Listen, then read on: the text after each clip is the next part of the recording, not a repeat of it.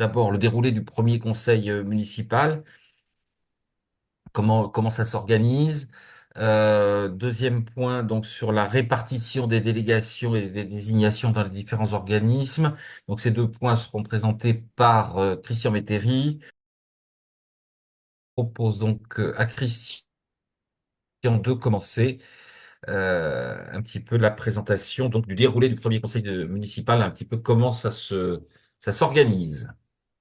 Bien, merci Jean-Luc. Bonjour à toutes et à tous. Félicitations. Donc, j'avais compris que si vous étiez là, vous avez été élu à l'issue du premier tour. Ah, c'était le but de ce webinaire. Sinon, c'est pas grave.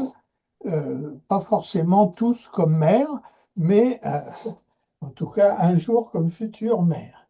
Donc, peut-être aller assez rapidement pour voir comment ça démarre. Donc, à partir du jour où l'élection est acquise, donc le dimanche de la semaine dernière pour ce qui vous concerne, à partir de là, on arrive dans une période de transition. Les élus, en tant que tels conseillers municipaux, n'ont plus de fonction d'élu. Par contre, le maire et les adjoints continuent à exercer leur activité jusqu'au moment où se tiendra l'élection, le conseil d'installation qui élira le ou la nouvelle maire. Alors donc, ils continuent à avoir les pleins pouvoirs pour agir dans ce que les textes parlent de limites raisonnables, c'est-à-dire ils ne peuvent pas, ils ne doivent pas, durant la semaine qui s'écoule, prendre des décisions qui sont des décisions importantes qui engagent l'avenir. Donc, ils peuvent assurer la gestion courante, mais ils ne peuvent pas aller au-delà. Tout ce que je dis sur les communes reste à peu près à l'identique sur les EPCI, simplement avec des décalages de date. Peut-être Pascal y reviendra dans la partie où il en parlera, mais globalement, c'est ça. Et les indemnités, ils s'arrêtent le jour de l'élection du maire, du nouveau ou de la nouvelle maire pour les maires et les adjoints. Les conseillers qui avaient une délégation ou qui avaient des indemnités, dans certaines villes, les conseillers sans délégation ont des indemnités, tout ça s'arrête le jour du vote euh, du suffrage universel, par contre. Alors, donc, le premier conseil, c'est-à-dire la fin de cette période transitoire, est clairement défini par les textes. Il doit se tenir entre le vendredi et le dimanche qui suit le jour de l'élection. Donc, pour ce qui nous concerne, je n'ai pas les dates, mais vous savez quand est-ce qu'est vendredi et dimanche dans les 3 4 jours maintenant qui... Donc, ce conseil est convoqué par l'ancien maire.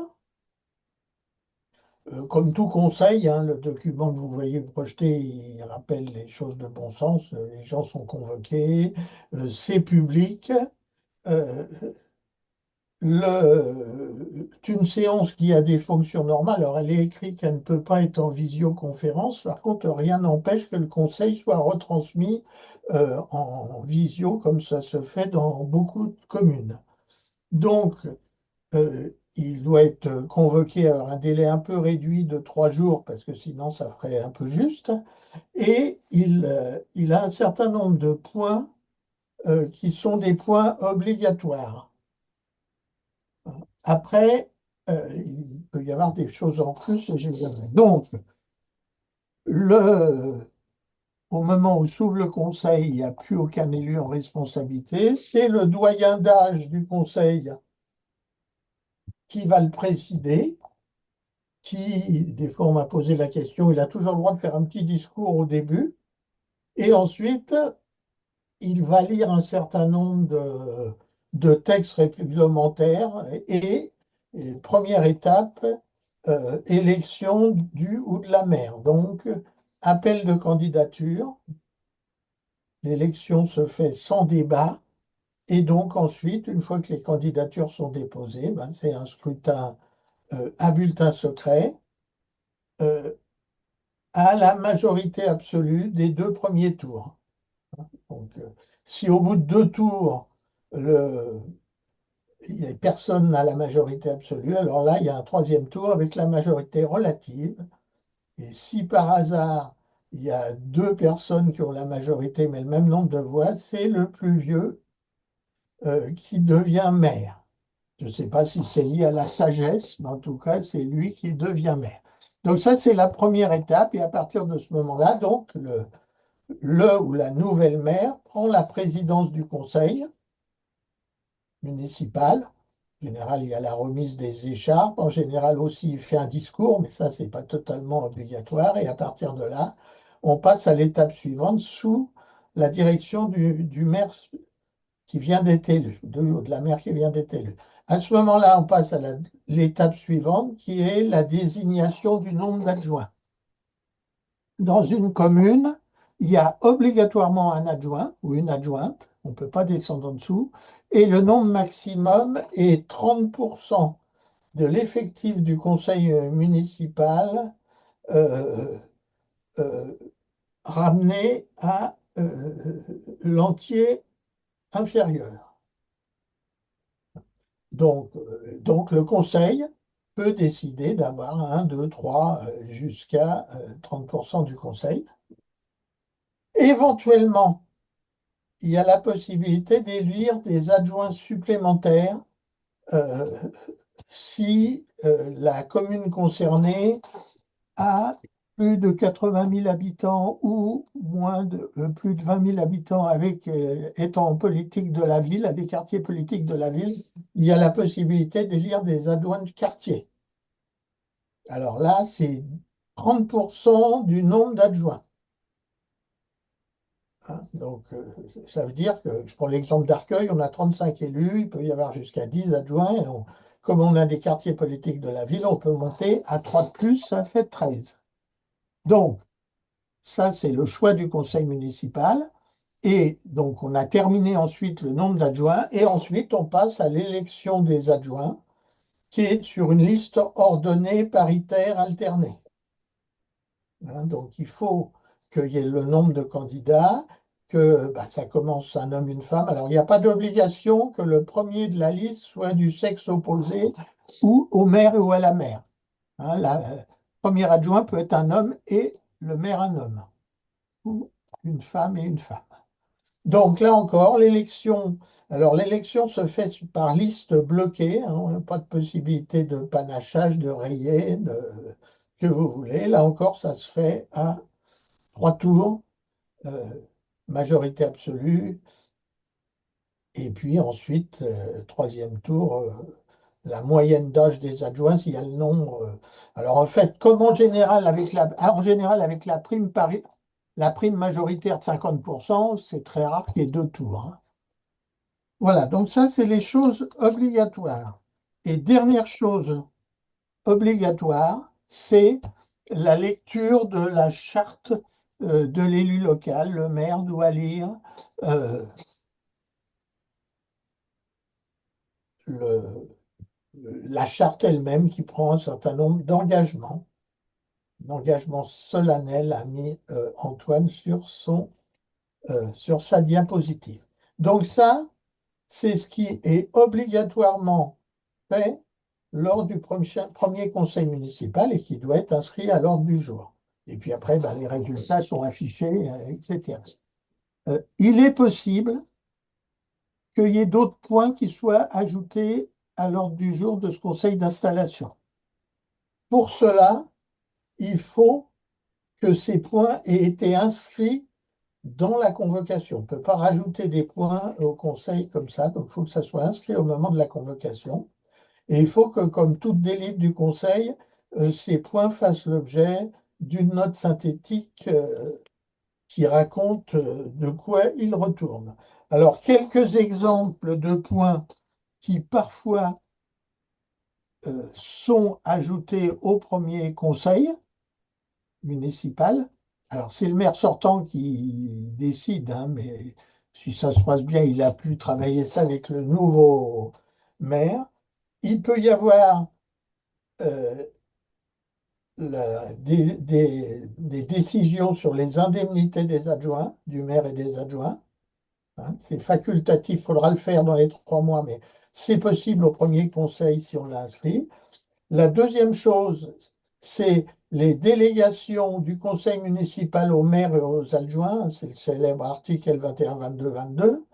Euh, En fait, c'est ce qui permet au fonctionnement de la commune, parce que sinon, une bonne partie des décisions doivent être prises par le conseil municipal. Donc, s'il n'y a pas de délégation au maire d'un certain nombre de choses par le conseil, ça coince. Mais là encore, ça peut être repoussé à un conseil. En général, il y a un deuxième conseil qui vient assez vite. Troisième exemple qui peut être inscrit au premier conseil municipal, c'est la désignation dans un certain nombre d'organismes. Par exemple, en Île-de-France, comme nos intercommunalités ont une forme très particulière et que la réglementation fait que les EPCI doivent se réunir leur installation dans les 4 semaines qui suivent l'élection, euh, une partie des délégués aux EPCI ne sont pas élus au suffrage universel, mais sont élus par les conseils municipaux. Donc, par exemple, si ce n'est pas fait au premier conseil, ça peut arriver trop tard pour la réunion de l'EPCI. Et puis, il peut y avoir tel ou tel sujet qui va être, pour une raison ou pour une autre, inscrit à l'ordre du jour du conseil. Alors, juste un mot plus politique. En général, le conseil d'installation est un conseil médiatisé et donc où il y a beaucoup de monde qui viennent parce que bah, c'est là où le ou la maire va être élu, surtout quand il y a un changement. Et donc, ça fait partie des choses où il n'est pas inintéressant, si on n'est pas dans la majorité, ou même si on l'est, de prévoir à un moment ou à un autre de faire une déclaration pour manifester qui on est et les programmes qu'on porte. Enfin, vous saviez mieux que moi. Bon, je crois que j'ai à peu près fait toute la première partie. Il y a à la fois la notion de délégation et la notion de désignation. Donc le maire a un certain nombre de pouvoirs qui sont des pouvoirs qui sont directement liés à sa fonction, qui ne dépendent pas du conseil. Par exemple, le maire est chef de la police municipale et c'est lui qui est l'employeur. Donc, le recrutement, par exemple, des agents, tout ça, le maire en est directement responsable. Il n'y a pas de désignation. Le conseil ne lui donne pas ce pouvoir.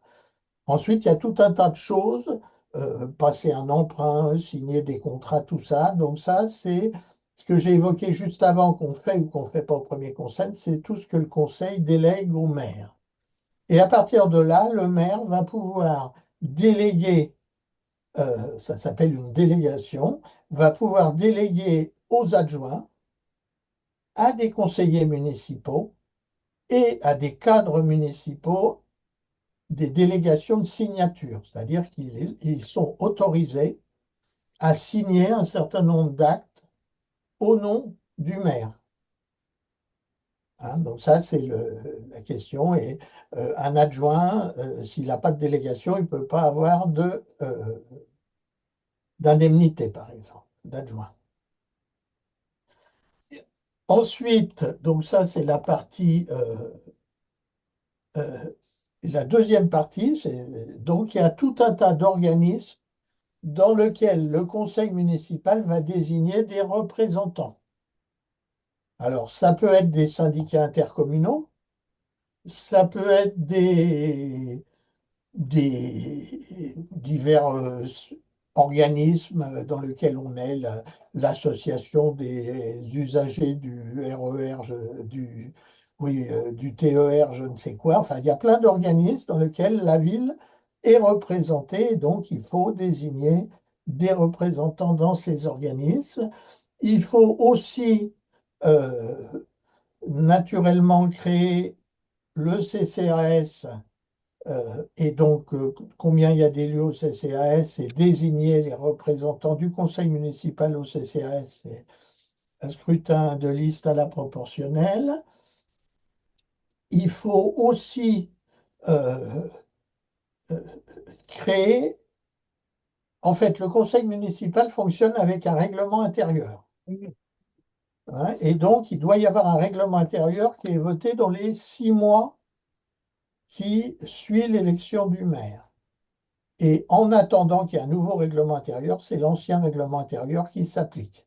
Et ce règlement, donc, euh, fait que dedans, bah, il y a tout comment fonctionnent les questions écrites, les questions orales, comment sont créées, comment fonctionnent les commissions municipales, est-ce qu'il y en a deux, trois, quatre, une, enfin, toute l'organisation des commissions. Donc tout ça, c'est l'ancien règlement s'applique et le nouveau doit être mis dans les 6 mois. Il faudra aussi dans les choses qu'il faudra faire, c'est délibérer sur la formation des élus, sur les modalités, sur les montants, en appliquant les règles.